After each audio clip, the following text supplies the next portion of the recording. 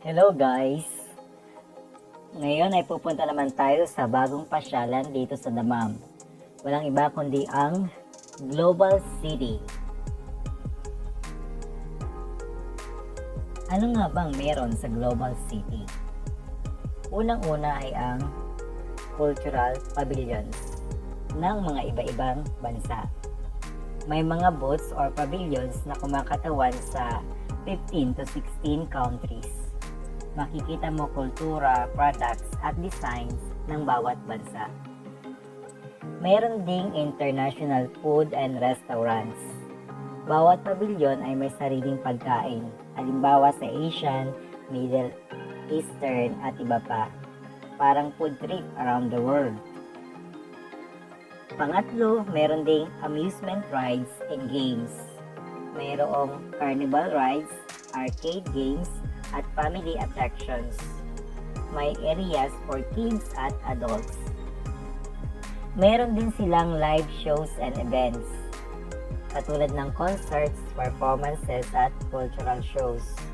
May malaking open-air theater hanggang 10,000 capacity.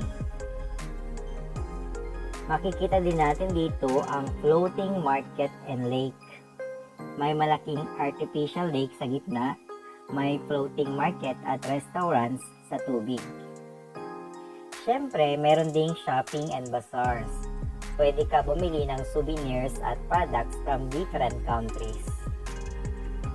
At hindi mawawala siyempre ang special attractions. Nandyan yung Garden of Lights, Petting Zoo, theme areas like Chinatown, Indian Street at iba pa. Kung mapapansin natin dito, family friendly, pang date or gala with friends. Maraming ilaw at events sa gabi at usually open sa evening hanggang late night. Parang mini world tour sa isang lugar. Pagkain, shopping, rides at shows, lahat nandun. Maganda puntahan lalo na kung gusto mo ng night outing sa Damam. Kung gusto mo, pwede kitang tulungan kung worth it ba puntahan ngayon or entrance fee. Best time pumunta para iwas siksikan syempre.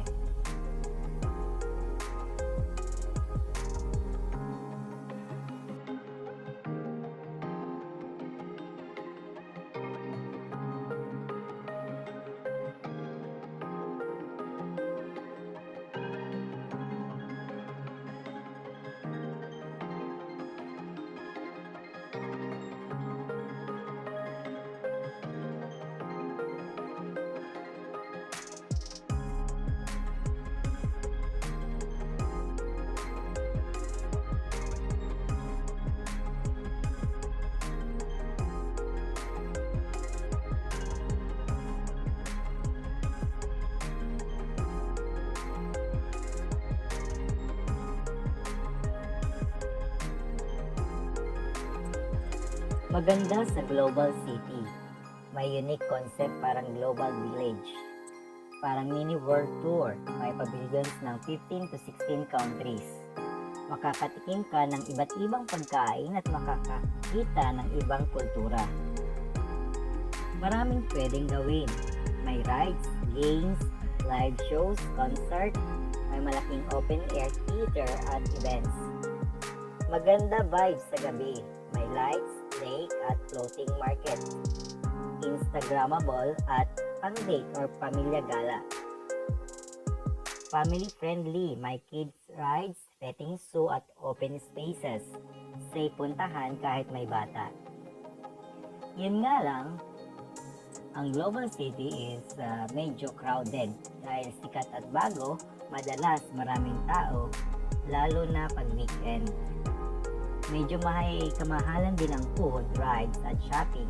Hindi siya budget friendly kung marami kayong gagawin. Siyempre, mainit umaga kayo pupunta. Outdoor siya kaya best pumunta sa gabi. At hindi pa fully developed. Ongoing pa sa ibang phases. May future water park at dagdag attractions.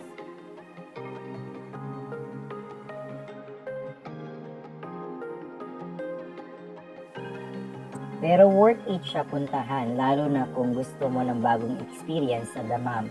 Mahilig ka sa food trip, gala, or rides. May kasama kang family or friends.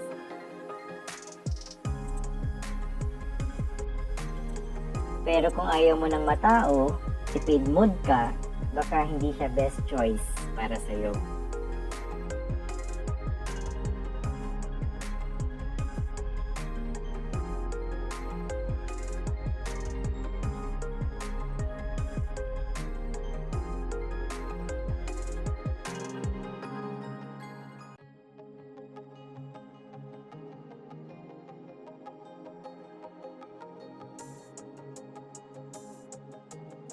Hanggang dito na lang muna guys at maraming salamat sa pagsubaybay. Ako nga pala si Renz na nagsasabing